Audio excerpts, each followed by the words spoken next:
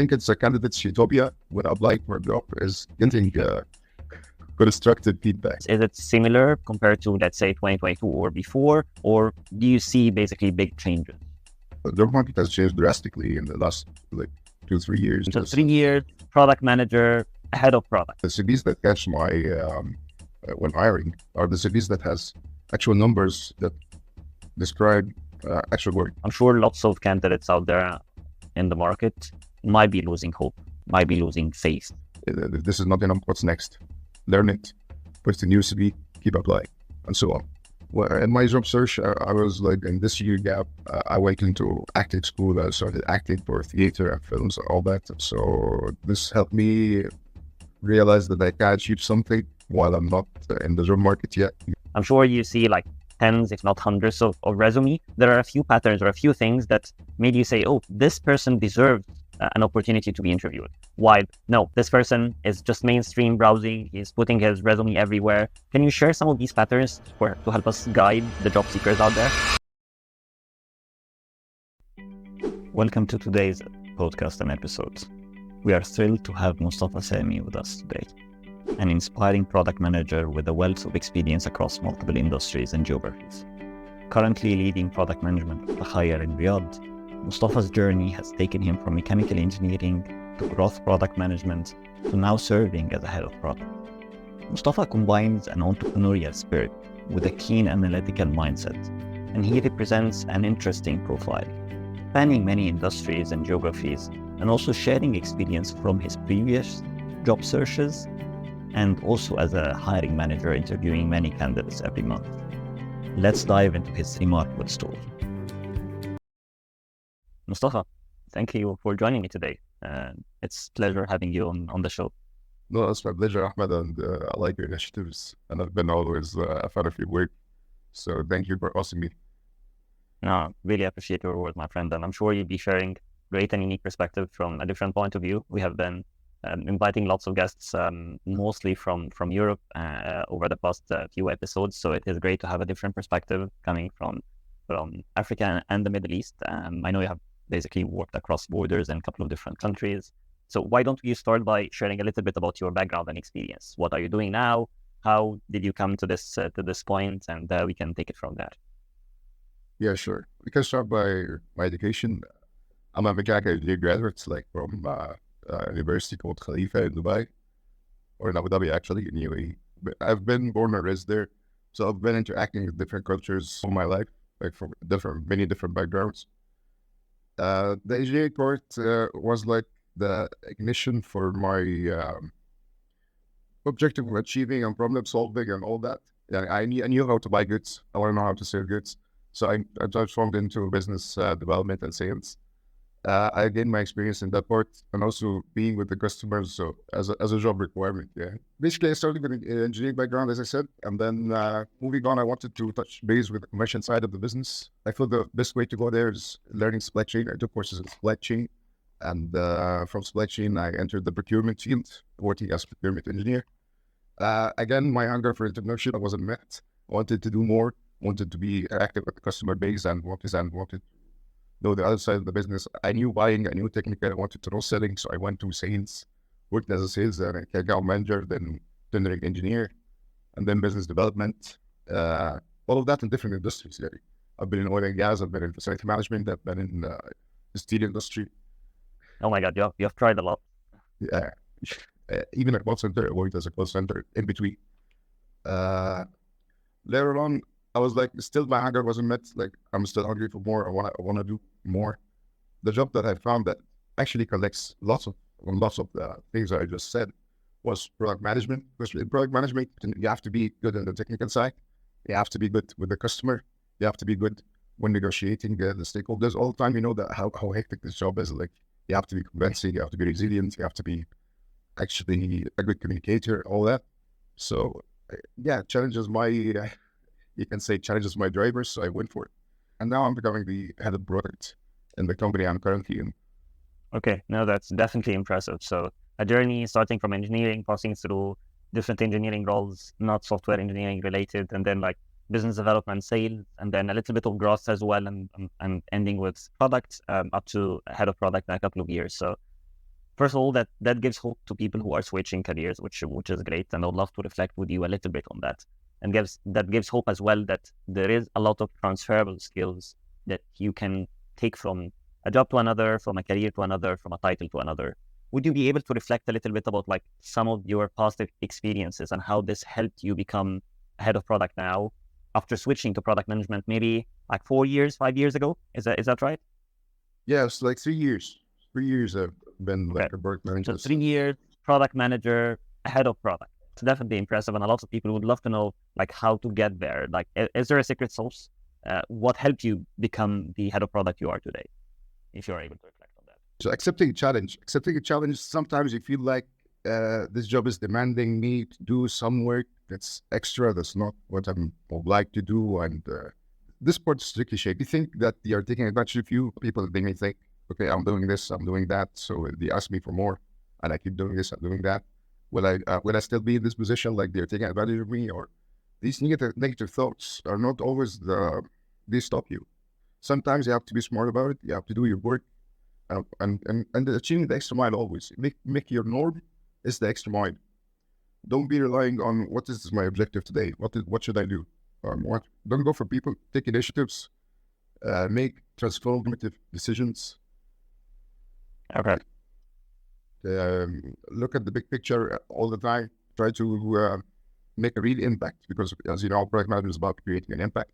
So make a real impact, right? Drive numbers, drive. So I got lucky. I won the night. I got lucky a little bit, but with some extra work and some extra mile, when you go at it, eventually everything will fall in place and it will. Yep. And I would love to dig a little bit about like some parts of your experience when you did the switch. I'm sure you doubted yourself at some points, like you felt a little bit of an imposter. And some people might have doubted you, like when you got your first job as a product manager. Have you got this like feedback? You haven't had the experience in product management before. Like, no, I will pass. Or maybe when you get promoted into a senior product or head of product, lots of people will tell you, but you haven't had an experience leading teams before, or you haven't had 10 years of experience to qualify you to head of product. Have you faced such feedback before? Because I'm sure a lot of job seekers and a lot of people in the Middle East are hearing us now, and they are like wondering also like the same, and they might be facing similar challenges. That's actually true. Dealing with imposter syndrome, you can find lots and lots of lectures online about dealing with that, how to overcome the imposter syndrome and how to not make it eat your brain while working. But my advice to people is, what I actually did is just put it all away. Just focus on your work, focus on the results. Whatever has been, whatever you have been hearing at work, like you're not competent enough, or you really don't have enough years of experience, because of that, with applied practice and knowledge, people won't be second guessing your abilities or your competence. I would say it will take a lot of hard work in the beginning. You have to, after the working hours, I was studying what's the best practice of this, what's the best practice of that, what people are saying. Keep learning. Take the negative feedback as a gift.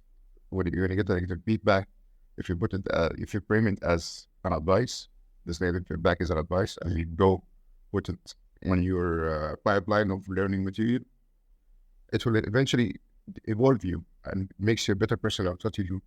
That's it. Okay. No, thanks a lot for sharing these valuable advices.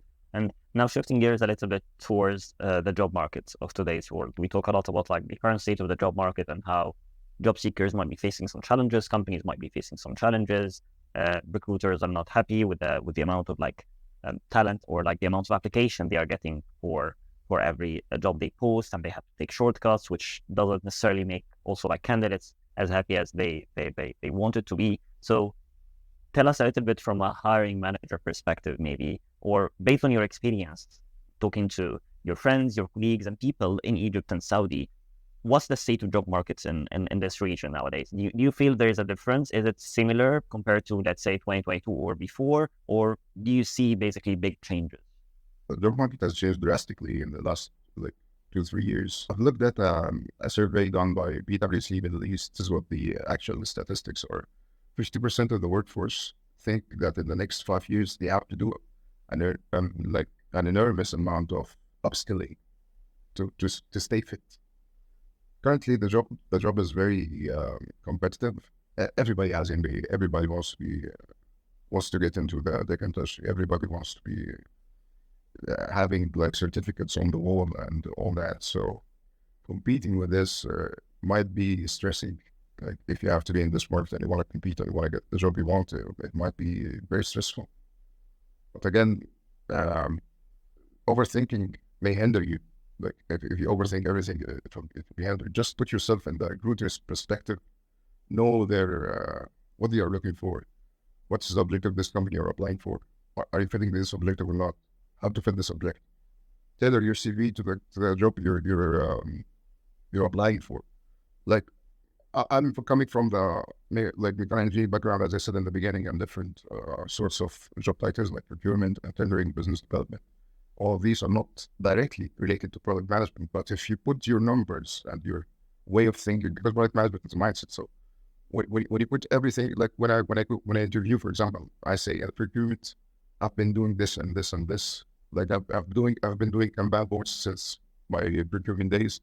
I've been prioritizing the requirements of the purchase material, communicating with the stakeholders.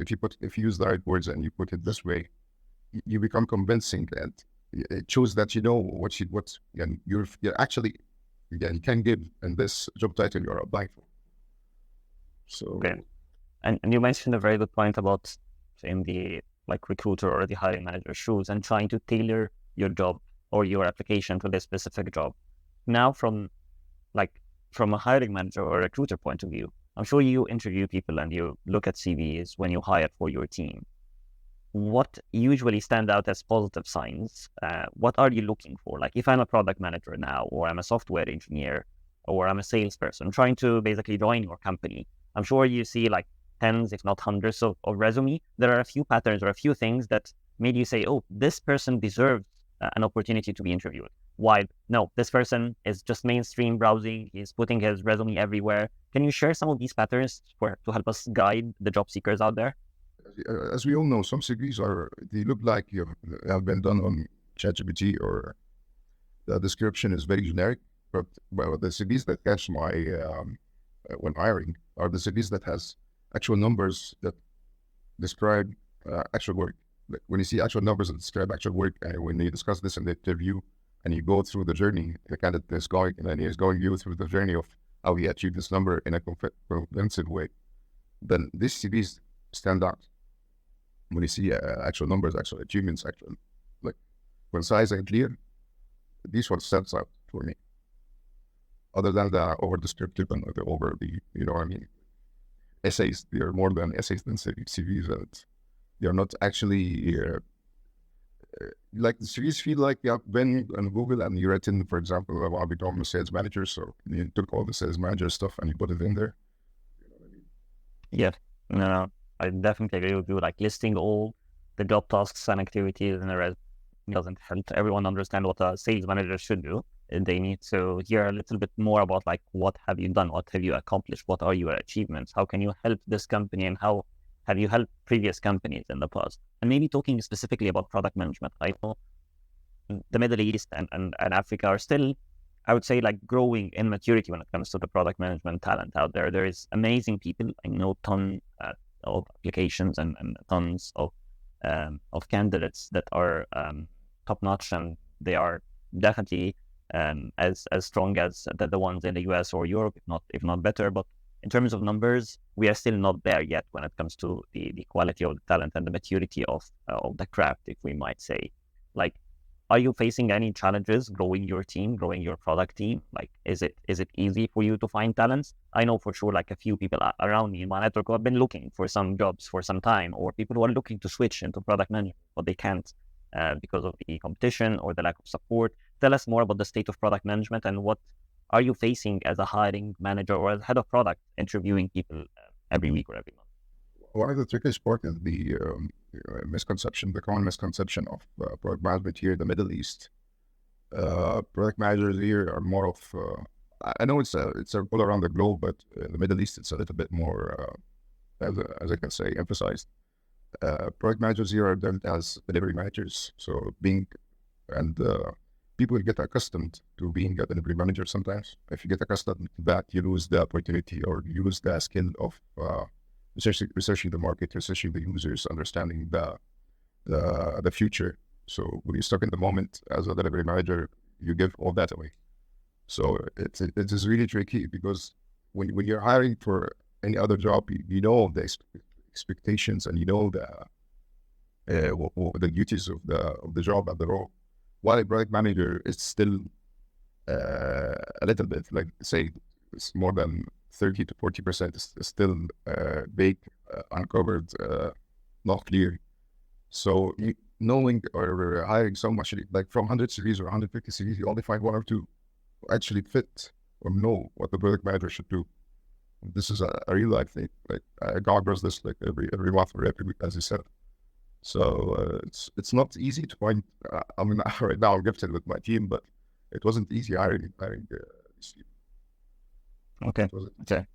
And can relate to that back in the day as well. We were hiring ourselves, and I've been talking to a lot of hiring managers, at least in this part of the world, who are facing the same challenge. And like in today's job market, a lot of job seekers are frustrated with how some companies are dealing with their application, how they were ghosted with no feedback, whether at the start of the interviewing process or like in the middle or even at the offer stage, or companies retracting their offers. Can you share your advice to companies and recruiters out there to help create a more like candidate-centric experience? Like, what are you looking for how are you expected to be treated as a candidate if you are now, as Mustafa, applying for a job somewhere else? I'm not saying you're switching now, you're a new head of product for some months now, and hopefully you can still there and like help the company grow. But like, when are you looking to jump and move into other stages? How would you expect companies to treat you? Transparency, like being crystal clear about the objective of the role you're applying for. This is very, very important, and some companies really don't share enough. When you're like, you have to ask many questions to know exactly what's the objective. And some, especially here in the Middle East, sometimes they're hiring just for the role, not for the objective. I've noticed this. Interesting. What do you go by that? Hiring for the role and not the objective. They have a vacancy that they have to fill. What is expected of this vacancy and what is the actual outcome is not really clear yet. You know what I mean? Like, let's get them over and then we'll figure it out. This kind of attitude. So I've seen that. So it's here, especially in the product management, because as I told you, it's not really. It has a very big misconception about the role, as I told you in the beginning. So specifically for such a role or such, I don't know if any other roles have this problem, but specifically for that. It's like we have a vacancy where we need a product manager here, product manager there. Basically, we want him to communicate with the stakeholder and the technical team, and that's it. This is there. You know what I mean? Okay. So transparency is definitely something you hope more companies are adopting when they are like hiring people. Do you apply this principle yourself and as a hiring manager, as a recruiter? Sure. Like depending on the role and depending on the accountability, all the needed numbers, all the needed OPRs, for example, all the needed everything. I want to make sure that this candidate knows what he's going for, and if he's accepting or it's like shaking hands on this, like, will you be able to do 1, 2, 3 because we need to go 5, 6 or not? So I have to make this crystal clear. Okay. No, I can definitely agree with you. Talk a lot on this show about like unpopular opinions and potentially unconventional wisdom, or like different opinions by different people, and trying to like fight that there is always like one view for tackling a specific problem or like navigating your career, even as an example. Would you be able to recall any like basically mainstream wisdom that you have been looking at early in your career while switching, or now even as head of product, maybe looking at some of the blogs talking about like different techniques and stuff like that, and by time you have proven that this conventional wisdom is not working, like lots of people are following it, you might have followed it for some time, but it's not working. You do have a different viewpoint against this kind of like advice. Would you be able to recall anything that could be product management specific or career specific, or even like something related to any other topic in life? Actually, I don't have a motto that I run by, but if I can put it into words, it will be just keep going, just stay resilient. Like, this is what I can say about this. Yeah, don't let job titles or roles you apply for, when you get like negative feedback or not accepted, put you down or put you at like, yeah, I'm not worthy or all this stuff. You just keep going, just keep learning, keep evolving. I don't know if I answered you, Sheiks, but this is my idea about the topic. No, actually, like you mentioned something that is interesting and worth definitely a follow up. Like when you say stay resilient, and I'm sure I'm sure lots of candidates out there in the market might be losing hope, might be losing faith. I'm sure every one of us have had this feeling at some point in life, or many points, where they have been applying to many jobs, facing rejection, or not finding the right elements of success within their current job, or whatever the challenge are. How did you manage to stay resilient? How do you keep yourself motivated? What kind of a support system that usually lifts you up? My cure was learning. My cure was actually, I've been out of the job market for a year. Yeah, during these transitions, I had a 1 year gap right after I graduated from college. And this 1 year gap, while I was looking for, while I was applying, I kept learning, kept trying to put as many and as much knowledge into myself as a person first, and then later on put it in my CV and keep applying. If this is not enough, what's next? Learn it, put it in your CV, keep applying, and so on. And do something you like. Actually, if you put yourself off the stress, you will act better. You will be more energetic, and you will actually have the motivation. Like, well, in my job search, I was like in this year gap. I went into acting school. I started acting for theater and films and all that. So this helped me realize that I can achieve something while I'm not in the job market yet. Being away without a job is really stressful, and sometimes you feel like you're going down the drain. You know what I mean? You don't want this get into you. So do something you like, excel at it. Yeah, get any positive feedback from anyone while doing your hobbies, as well as upskilling yourself through learning new material or new job required. What's trendy? You can get what's trendy in the market. What's now? Go learn that, put it in your CV, but actually learn it because you will ask you about it. Okay. Yeah. There is one last question I want to leave you with today, and something that we usually ask our guests in every episode. As you know, we are working on building this hiring manifesto, trying to guide companies and the whole market on how to create a better experience when it comes to candidates and hiring managers recruiting out there. And we want to create an experience where, in the ideal world, like everyone enjoys like it as much as possible. I dream of, and I always strive to, when I apply to any job or when I hire people, is to treat it as an enjoyable experience.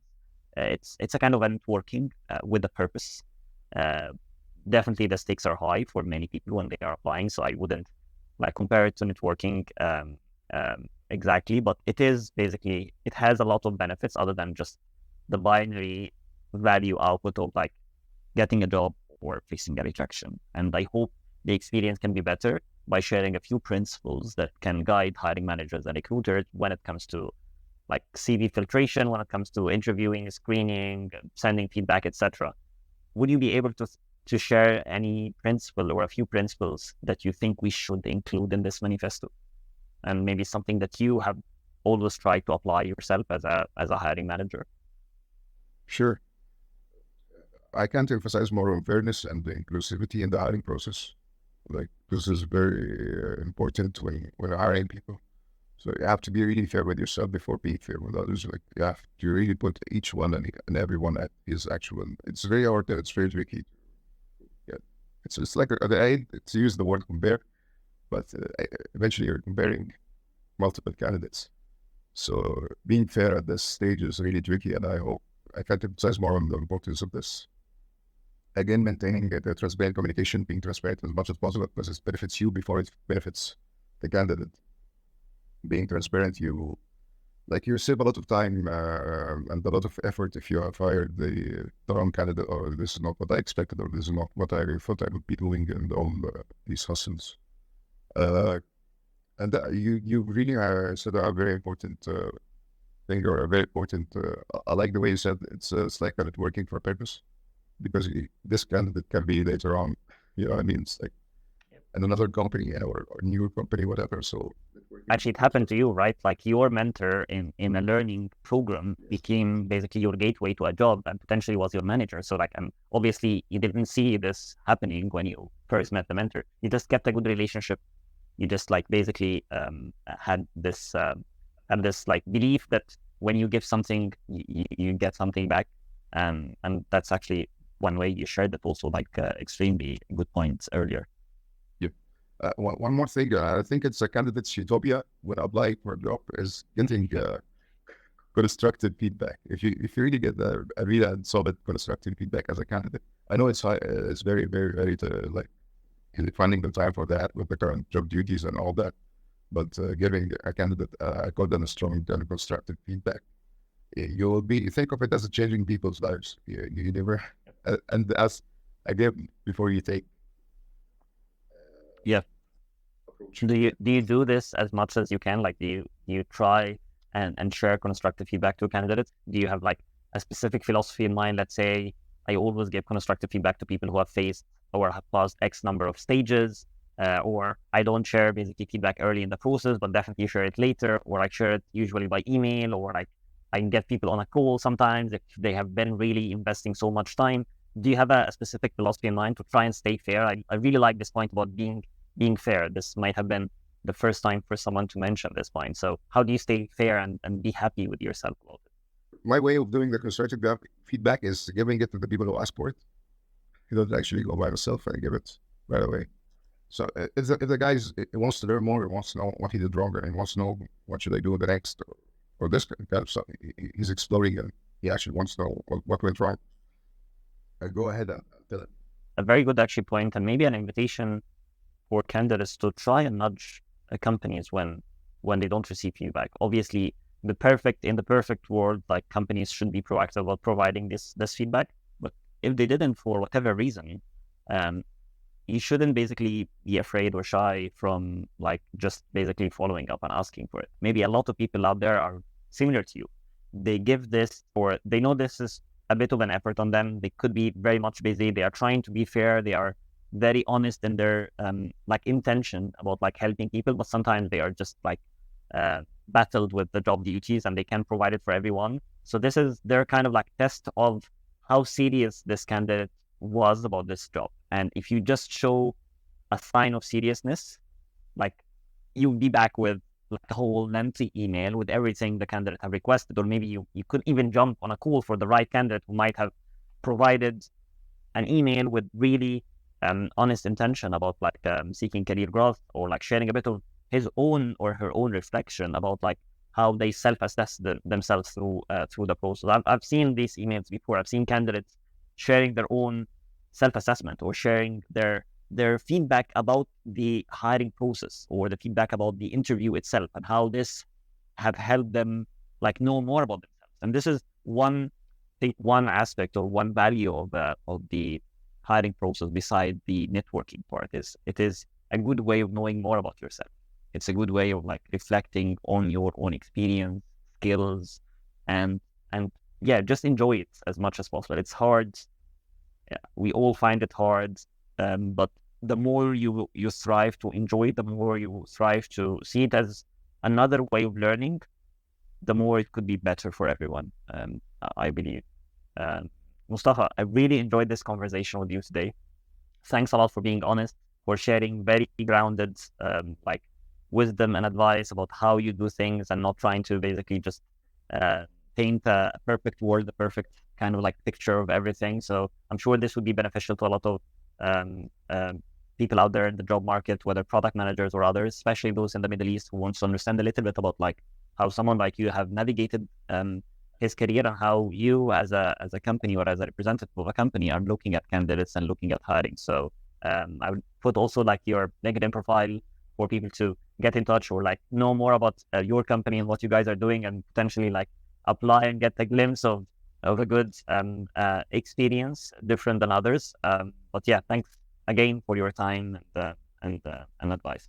I thank you, Ahmed, for the time as well and for hosting me. I really love our talks, and I hope to see you soon in the real life, not only online. So, and I like Thank your you, my history. friend. I know you always try to help people. You always try to, like, you have this personality of helping others and give before you take as well. So you're really good friends. So thank you for listening Thank you. again.